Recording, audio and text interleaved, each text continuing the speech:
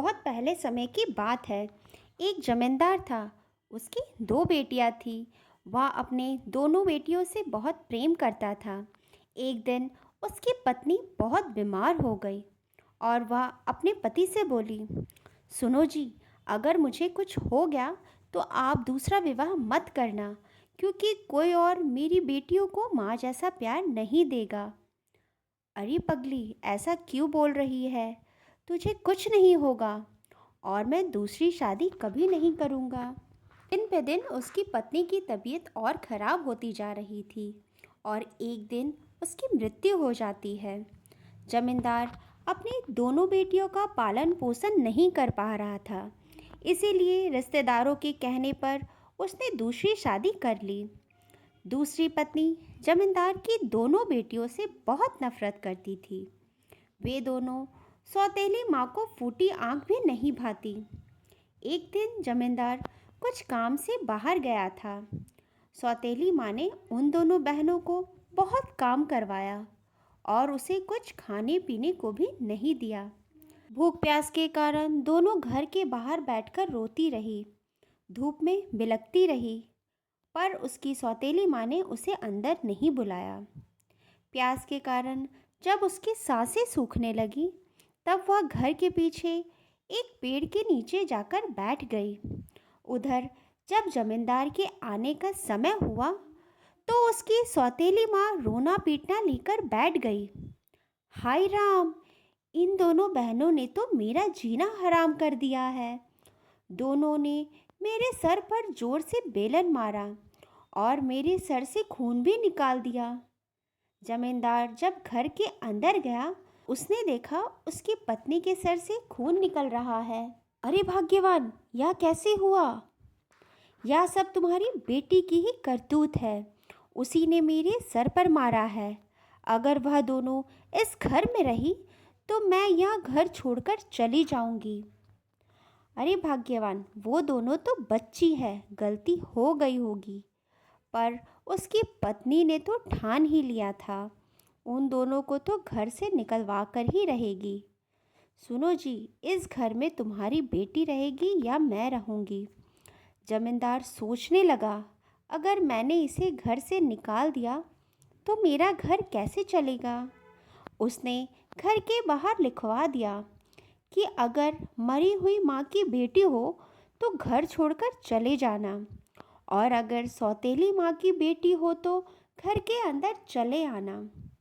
जब दोनों बहनें शाम को घर आने लगी तो उसने दीवार पर ऐसा लिखा देखा, तो वो दोनों वहाँ से लौट गई और चलते चलते जंगल में पहुँच गई।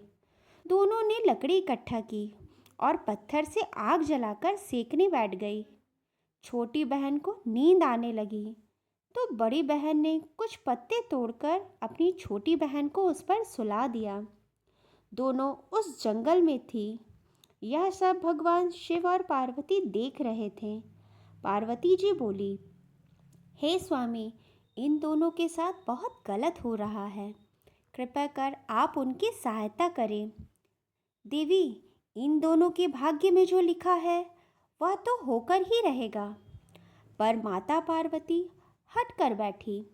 स्वामी, आपको तो उनकी सहायता करनी ही पड़ेगी।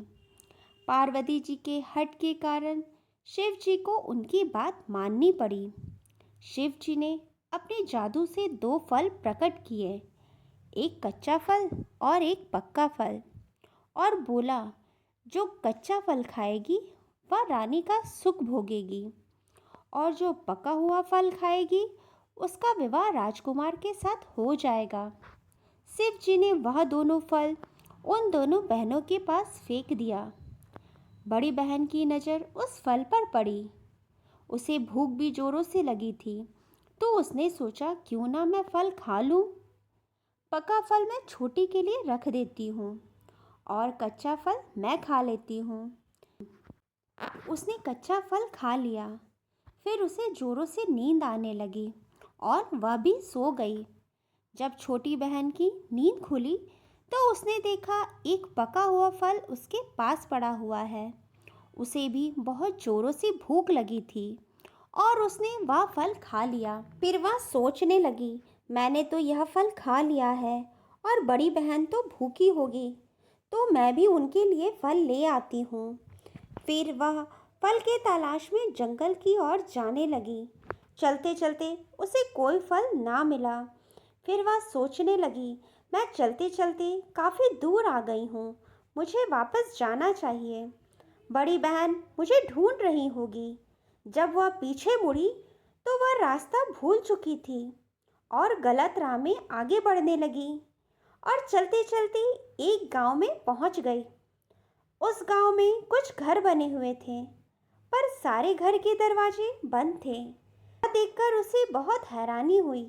जब थोड़ा आगे और बढ़ी तो उसे बूढ़ी माई मिली। वह बूढ़ी माई बकरी को चरा रही थी। उसने उस बूढ़ी माई से बोला, माई, क्या मुझे यहाँ रात तक रहने की जगह मिल सकती है? वह बूढ़ी माई रोते हुए बोली, नहीं बेटी, मैं तेरी मृत्यु का कारण नहीं बन सकती, तू यहाँ से जल्दी चले जा। माई, आप ऐसा क्यों बोल रही हैं? यहाँ ऐसा क्या है जो मेरी मृत्यु का कारण बन जाएगा? वह बूढ़ी माई रोते हुए बोलने लगी, बेटी, यहाँ एक दानव रोज रात में आता है और किसी न किसी को खा लेता है। तो हम सब गांव वालों ने विनती की है कि हम रोज़ तुम्हें खाना देंगे। तुम रोज़ हमारे गांव से किसी को खाया मत करो। इसीलिए रोज़ एक आदमी उस दानव का निवाला बन जाता है और आज तो मेरी बारी है। अगर तू मेरे घर में रुकेगी तो दानव तुझे देख लेगा और तुझे भी खा जाएगा। माई, बस इतनी सी बात है, तो चिंता मत कर और मेरे साथ चल। वे दोनों बूढ़ी माई के घर चले गए। फिर उस लड़की ने बोला, माई, मुझे कुछ सूखी घास और कुछ दही चाहिए। फिर लड़की ने कुछ घास इकट्ठा की और उसकी एक चोटी बना दी और दही भी इकट्ठा कर लिया। फिर जब दानव रात में आया तो उस लड़की ने दही घर के बाहर फैला दिया। जब दानव की नज़र दही पर पड़ी तो वह सोचने लगा, अरे यह क्या है और यह किस दानव का इतना थूक है? अरे, जब थूक इतना ज़्यादा है तो वह दानव कितना बड़ा होगा? वह सोच ही रहा था कि लड़की ने वह घास वाली लंबी चोटी बाहर फेंक दी। वह चोटी देखकर दानव और भी घबरा गया कि जिसकी चोटी इतनी लंबी है वह दानव कितना भयानक होगा। फिर उस लड़की ने अपना आवाज़ मोटा करके बोला, अरे बुढ़िया, तुझे खाकर भी मेरा पेट नहीं भरेगा, मुझे और खाना चाहिए। तब वह बुढ़िया बोली, अरे दानव, तुमने तो मेरी सारी बकरियां खा ली है। अगर तेरा पेट उसमें भी नहीं भरा तो अभी थोड़ी देर बाद एक और दानव आएगा, तो उसे खा लेना, तेरा पेट भर जाएगा। यह सारी बात बाहर खड़ा दानव सुन रहा था और सोचने लगा, अगर जान बच गई तो कहीं ना कहीं पेट भर ही लूँगा, यहाँ से तो भागना ही अच्छा होगा। वह दुम दबाकर भाग गया। अब तो गांव वालों को उस लड़की की चतुराई से उस दानव से छुटकारा मिल गया। उधर जब बड़ी बहन की नींद खुली और उसने अपनी छोटी बहन को अपने पास नहीं पाया तो वह रोने लगी और उसे ढूंढने के लिए चल पड़ी। और चलते चलते वह एक नगर में पहुंच जाती है और उस नगर के राजा की पत्नी का देहांत हो चुका था और सभी गांव वाले एक योग्य रानी की तलाश कर रहे थे। तभी सभी ने देखा एक सुंदर सी लड़की सामने से चली आ रही है। गांव वाले उस लड़की को राजा के पास ले गए और राजा को भी वह लड़की बहुत पसंद आई और राजा ने उस लड़की के साथ विवाह कर लिया। बड़ी बहन रानी बन गई थी और उसे हर प्रकार की सुख सुविधा मिल रही थी। फिर भी वह अपनी छोटी बहन को याद करके उदास रहती थी, उसका इंतज़ार करती रहती थी। उधर पास ही के राज्य में राजा के लड़के का विवाह जमींदार की बेटी के साथ होने जा रहा था। जमींदार की बेटी कानी थी, इसीलिए उसके पिता को चिंता सताई जा रही थी कि राजकुमार कहीं विवाह से इनकार ना कर दे। तभी उसे एक युक्ति सूझी कि मैं एक सुंदर सी लड़की ढूंढकर राजकुमार का विवाह उसके साथ करा देता हूँ, और जब विदाई का समय आएगा तो मैं अपनी बेटी को बैठा दूंगा। खोजते खोजते वे लोग उस बुढ़िया के घर चले गए और उस लड़की को ले आए और राजकुमार के साथ विवाह करने बैठा दिया।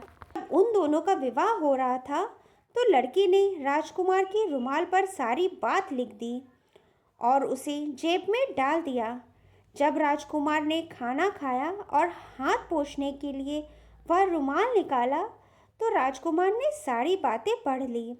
जब विदाई का समय आया तो जमींदार ने उस लड़की को कुछ पैसे देकर वहाँ से जाने को कहा और बोला, आज के बाद तुम यहाँ कभी दिखाई मत देना, और अपनी बेटी को तैयार करके राजकुमार के साथ विदा कर दिया।